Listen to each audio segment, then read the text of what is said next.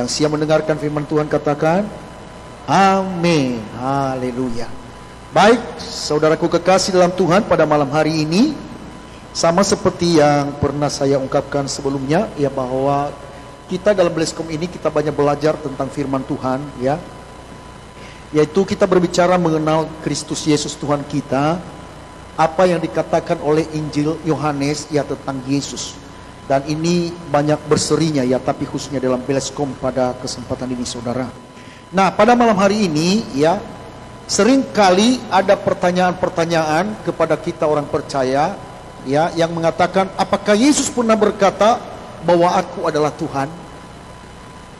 Nah, kalau kita nggak sikapkan ini, saudaraku kekasih dalam Tuhan, maka banyak orang yang terseret, akhirnya mereka nggak percaya.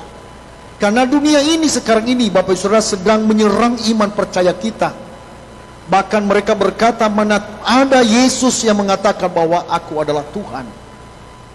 Ya, nah oleh sebab itu pada malam hari ini, ya, kita akan berbicara, ya, tentang pernyataan ini. Nah, walaupun saya sadar, ya, tidak cukup malam hari ini kita belajar tentang perkataan Yesus ini yang mengakui dia adalah Tuhan. Dia, ya, tersirat dengan apa yang dikatakan oleh Yesus sendiri, juga pengakuannya terhadap murid-muridnya, dan juga pengakuan orang-orang Yahudi dan murid-muridnya pada masa itu. Sehingga apa yang dikatakan oleh kitab suci itulah yang kita percayai. Kalau perkataan-perkataan orang, saudara, bisa saja orang yang berpendapat, sekalipun dia itu profesor, doktor, kaburator, kita lebih percaya apa yang dikatakan Alkitab. Karena Alkitab sudah teruji, ya, kebenarannya, fakta-fakta sejarah, dan juga yang menulis ini adalah bukan yang lain. Mereka hadir dalam pelayanan Yesus, mereka menjadi saksi mata.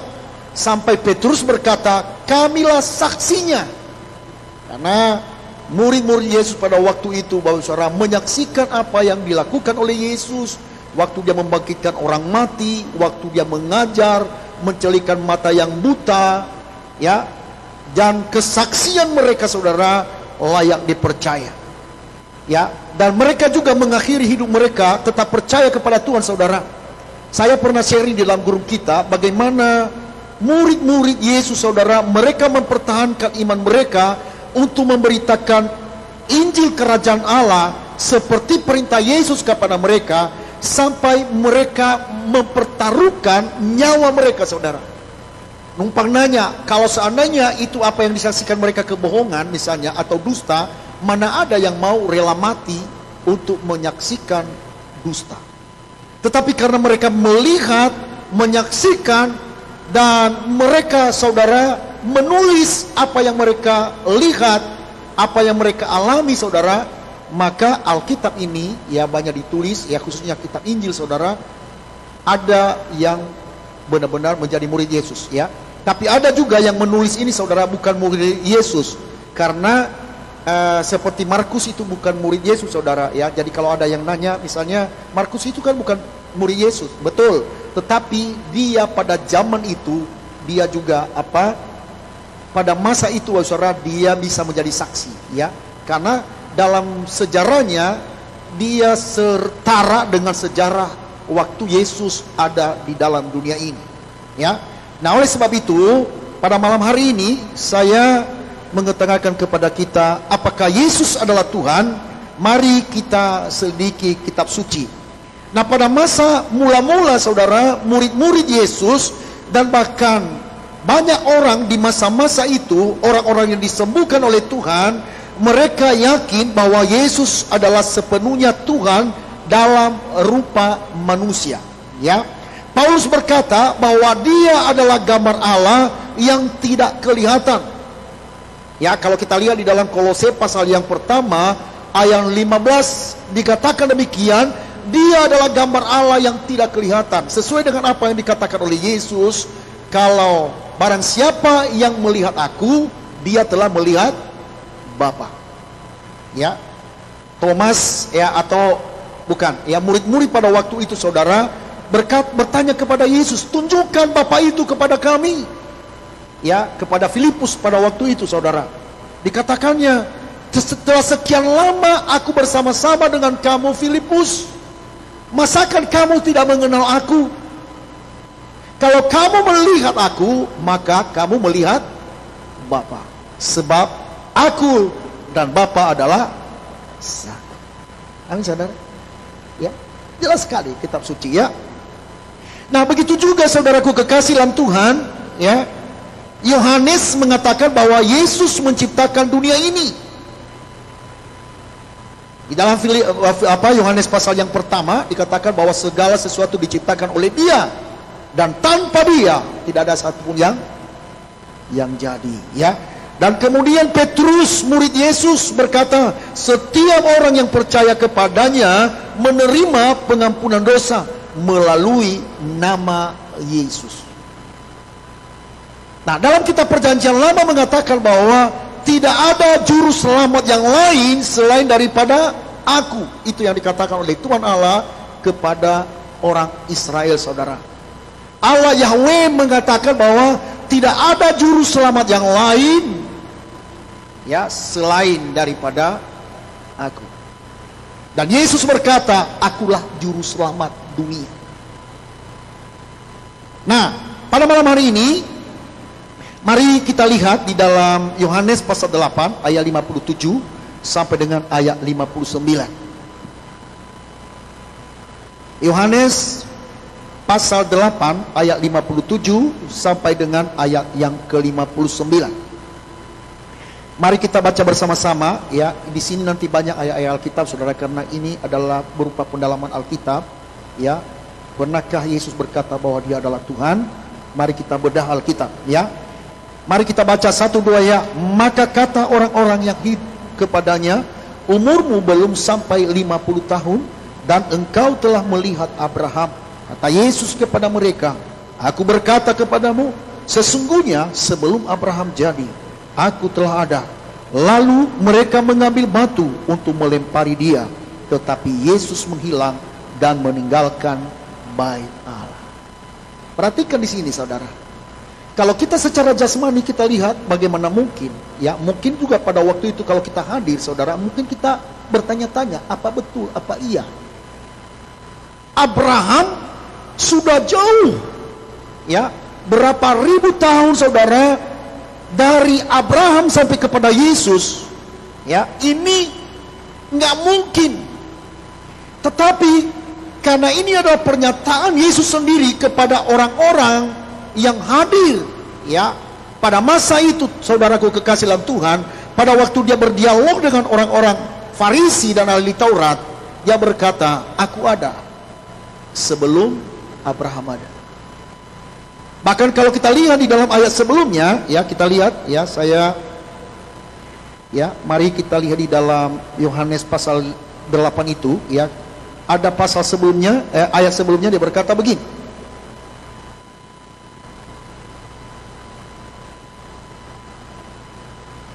Saya mulai dari ayat yang ke-54.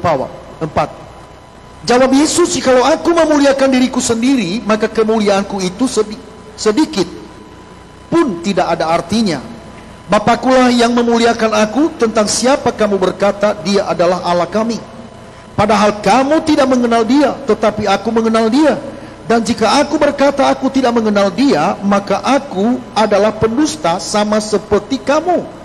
Tetapi aku mengenal Dia dan aku menuruti firman-Nya. 56. Abraham bapamu bersuka cita bahwa ia akan melihat hariku, dan ia telah melihatnya dan ia bersuka cita. Perhatikan di sini. Kenapa Yesus berkata demikian, saudara? Kalau Bapak Ibu Saudara pernah baca di dalam Kejadian, pada waktu Abraham bertemu dengan 3 orang yang datang kepada Abraham, ya, yang kelihatan itu di pohon terbatin. Ada 3 sosok yang dikatakan di sana adalah teofani. Ada gambaran Allah, saudara. Ada 3 orang yang datang kepada Abraham pada waktu itu. Dan Abraham mempersembahkan kepadanya, dia sujud di hadapan ketiga orang ini, saudara. Dan dia memanggil dia adalah Tuhan. Dan Abraham bersuka cita menyongsong ketiga orang ini. Itulah sebabnya Yesus dia berkata begini, bahwa Abraham bersuka cita melihat hariku. Ingatkah sejarah itu, saudara? Pada waktu tiga sosok yang menemui Abraham sebelum Sodom dan Gomora dijungkibalikan oleh Tuhan, saudara, ada datang tiga orang ya kepada Abraham. Dan pada waktu itu ada di antara yang ketiga orang ini mengatakan bahwa tahun depan engkau akan melahirkan seorang anak. Dan sampai pada waktu itu Sarai, istri daripada Abraham, dia tertawa. Jadi di sini, saudara, secara jelas bahwa Yesus telah ada sebelum Abraham, saudara. Berarti ini menandakan bahwa dia adalah Tuhan Allah sendiri. Nah, mari kita lihat kenyataan di dalam ayat ini, saudara. Dikatakan begini, lalu mereka mengambil batu untuk melempari dia, tetapi Yesus menghilang dan meninggalkan bait Allah. Kenapa pada masa itu orang-orang Yahudi melempari dia dengan batu? Karena pada waktu itu enggak masuk akal mereka, saudara. Bagaimana mungkin? Umurmu enggak seberapa, masakan Abraham sudah melihat engkau? Tetapi dalam pernyataannya dia katakan, sebelum aku ada, sebelum Abraham ada. Mari kita lihat lagi di dalam Yohanes pasal 10. Yohanes pasal 10 ayat yang ke-30. Yohanes pasal 10 ayat yang ke-30 kita mulai sampai dengan ayat yang ke-33. Kita baca bersama-sama. 1, 2 ya. Aku dan Bapa adalah satu. Sekali lagi orang-orang Yahudi mengambil batu untuk melempari Yesus. Kata Yesus kepada mereka, banyak pekerjaan baik berasal dari Bapa-Ku yang kuperlihatkan kepadamu. Pekerjaan manakah di antaranya yang menyebabkan kamu mau melempari aku? Ayat 33. Jawab orang-orang Yahudi itu, bukan karena suatu pekerjaan baik maka kami mau melempari engkau, melainkan karena engkau menghujat Allah, dan karena engkau sekalipun hanya seorang manusia saja menyamakan dirimu dengan Allah. Ada pertentangan di situ antara pengakuan Yesus dan apa yang diyakini oleh Yahudi, orang Yahudi, saudara. Berarti dalam kalimat ini, Bapak Saudara, Alkitab ini berarti Yesus menyamakan dia dengan Allah, karena memang dia adalah Allah sendiri yang telah menjadi manusia.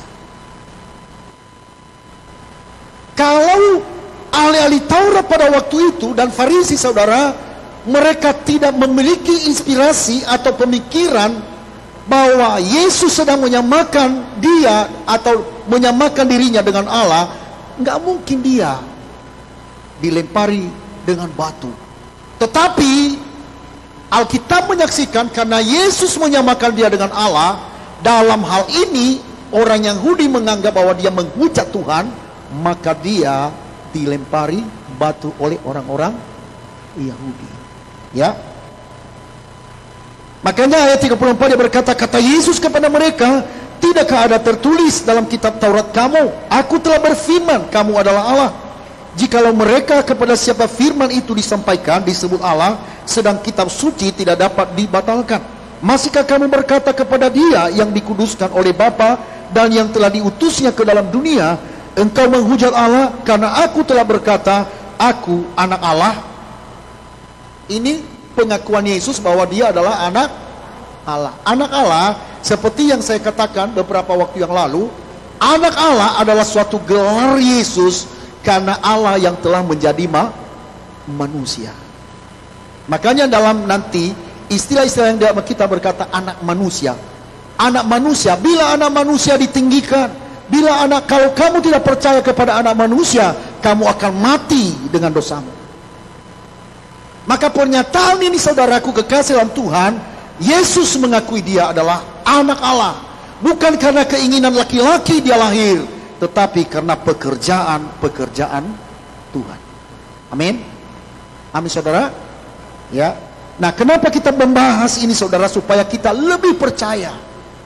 Supaya suatu waktu nanti orang bertanya, dan kitab suci mengatakan kita harus mempertanggungjawabkan iman kita kepada orang yang meminta pertanggungjawaban. Nah, mari kita lihat di dalam Yohanes pasal 12. Yohanes pasal 12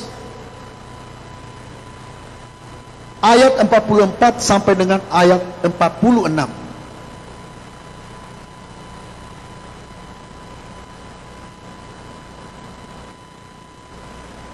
Yohanes pasal 12 ayat 44 sampai dengan ayat 46. Sudah ditemukan? Iya. Yohanes pasal 12 ayat 44. Sudah? 1, 2, iya.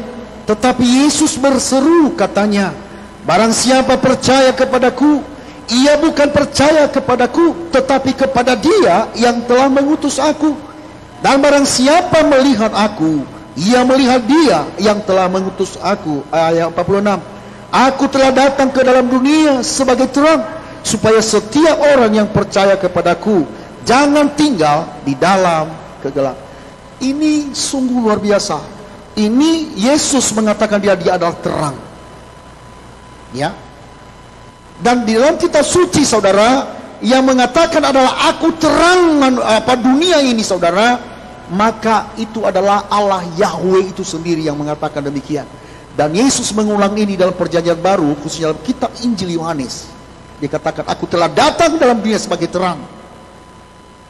Pada waktu Allah menciptakan langit dan bumi saudara, dikatakan di sana adalah gelap gulita menutupi samudera raya, dan Roh Allah melayang-layang di atas permukaan air. Ya.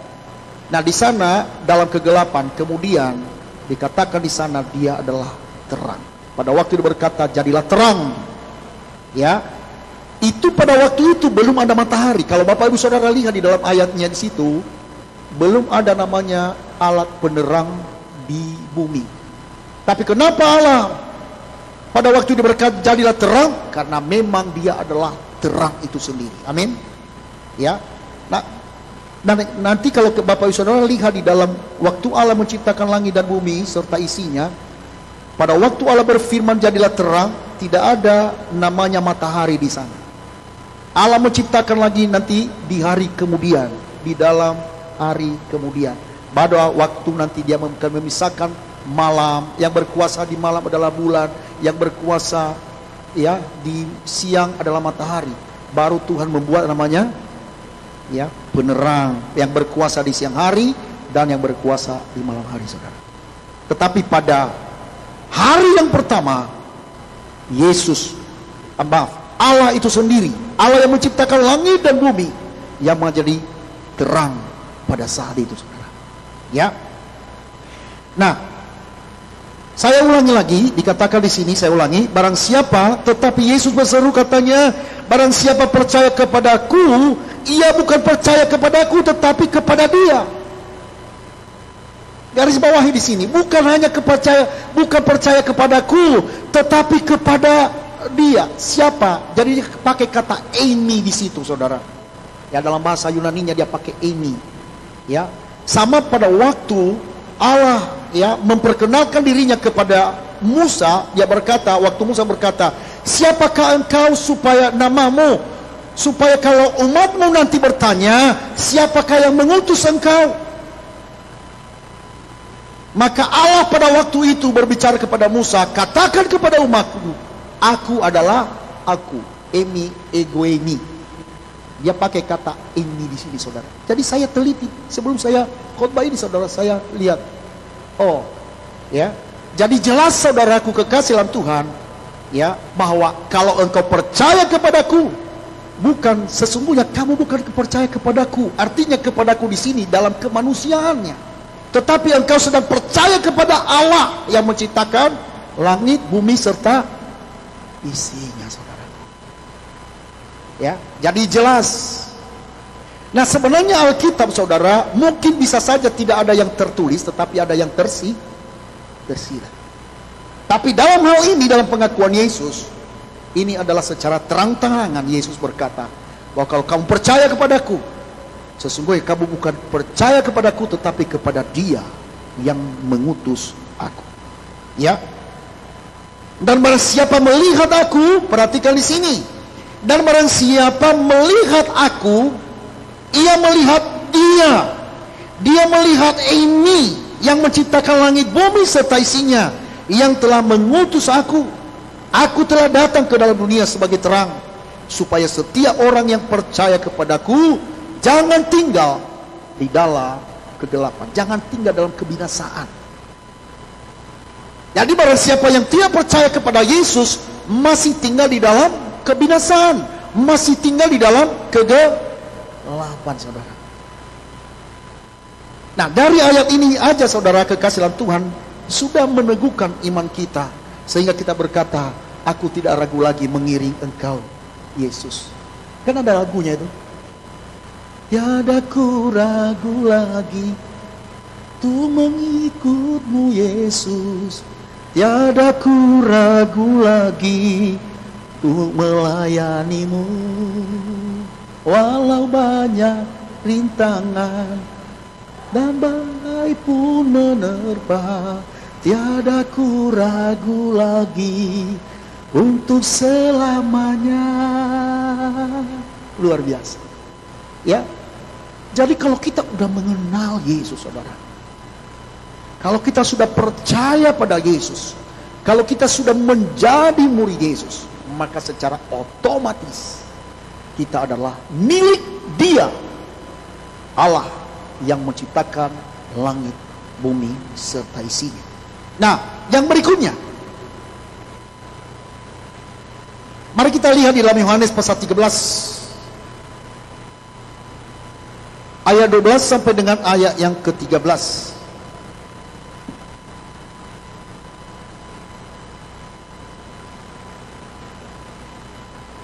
Yohanes pasal ke-13 ayat 12 sampai dengan ayat yang ke-13.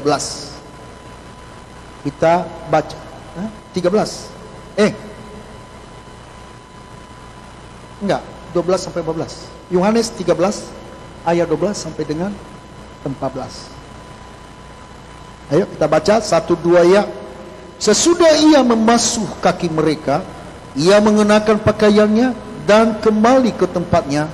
Lalu ia berkata kepada mereka, mengertikah kamu apa yang telah kuperbuat kepadamu? Kamu menyebut aku guru dan Tuhan, dan katamu itu tepat, sebab memang akulah guru dan Tuhan. Jadi jikalau aku membasuh kakimu, aku yang adalah Tuhan dan gurumu, maka kamu pun wajib saling membasuh kaki. Ya. Pengakuan Yesus berkata, memang aku adalah Tuhan dan gurumu. Nah, banyak orang yang menganggap begini, kata Tuhan di situ adalah pakai kata kurios, bisa diartikan Tuhan. Nah, mari kita bandingkan, saudara. Nah, kalau kita hanya berbicara, kurios ini memang bisa dikatakan dia Tuhan, Lord, kalau bahasa Inggrisnya, Lord, Tuhan. Kurios dalam bahasa aslinya, bahasa Yunani.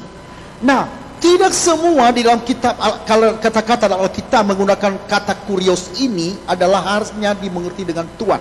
Saya ambil contoh. Kalau Bapak Ibu Saudara lihat di dalam Matius pasal 4, dia berkata, Roh Tuhan ada padaku. Dia juga pakai kurios di situ, saudara. Ya. Nah, kalau pernah saya baca di dalam Septuaginta, artinya Alkitab yang diterjemahkan begini ya, di dalam perjanjian baru itu bahasa asli yang menulisnya adalah dengan menggunakan bahasa Yunani. Nah, Septuaginta itu artinya Alkitab yang diterjemahkan dalam bahasa Ibrani, saudara. Ya, Septuaginta ya. Nah, ini kata Tuhan ini juga bisa dipakai kata Elohim di dalam perjanjian lama, saudara. Ya. Nah, makanya tidak semua pernyataan-pernyataan orang, bahkan kurios itu hanya diartikan sebagai Lord, Tuhan. Tetapi maksud di sini, saudaraku kekasih dalam Tuhan, kurios yang dikatakan engkau berkata, aku adalah Tuhan dan gurumu, dan memang itu apa yang dikatakan? Dan apa? Ayat yang ke-43. Ya. Maaf, ayat yang ke-13. Kamu menyebut aku guru dan Tuhan, dan katamu itu tepat. Artinya benar. Sebab memang akulah guru dan Tuhan. Nah, berikutnya kalau Bapak Saudara lihat, ya, juga pengertian daripada ayat yang ke-13 ini, mari kita lihat di dalam ayat yang ketiga dari pasal yang ke-13. Masih dalam pasal yang sama, mari kita lihat ayat ketiga. Yesus tahu bahwa Bapaknya telah menyerahkan segala sesuatu kepadanya, dan bahwa ia datang dari Allah dan kembali kepada Allah. Saudara, jadi Alkitab itu tidak bisa hanya dicomot 1-2 ayat, saudara. Bisa kita lihat ayat-ayat sebelumnya. Ya. Nah, kalau saya pernah belajar namanya ya ilmu tafsir Alkitab atau namanya hermeneutik. Jadi menafsirkan Alkitab itu, saudara, kita bisa melihat dari ayat yang dekat dan ayat yang jauh.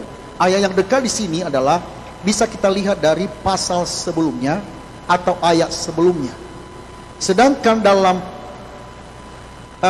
menafsirkan dengan ayat yang jauh, artinya bisa kita melihat dari kitab yang lain. Misalnya sedang kita bahas sekarang ini ayat Yohanes, bisa kita cocokkan itu juga di dalam Matius atau Markus, bahkan mungkin di dalam kitab Yesaya.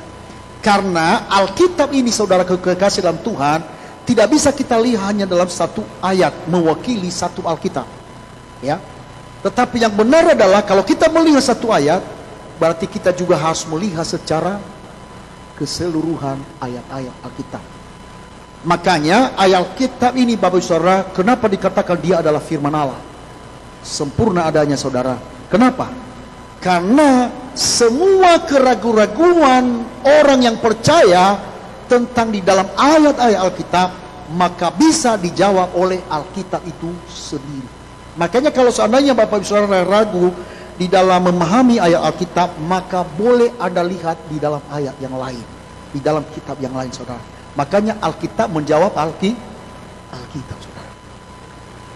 Jadi nggak perlu kita lihat buku profesor ini, proof itu buku doktor ini, saudara.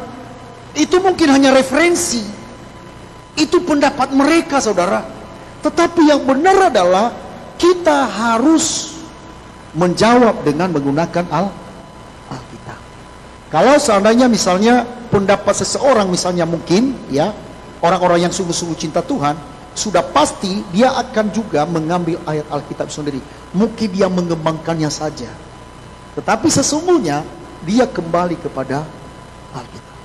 Apalagi kalau seseorang, saudara, mengambil atau menyadur ya ayat yang lain yang bukan Injil. Sekarang ini ada lagi yang orang berkata bahwa ada Injil yang lain selain daripada Injil yang keempat Injil ini. Contoh Injil Filipus, Injil Barnabas. Nah, perlu Bapak Ibu Saudara ketahui bahwa penulisan Injil ya Alkitab perjanjian baru ini, saudara, dimulai dari abad yang pertama sampai dengan abad kedua.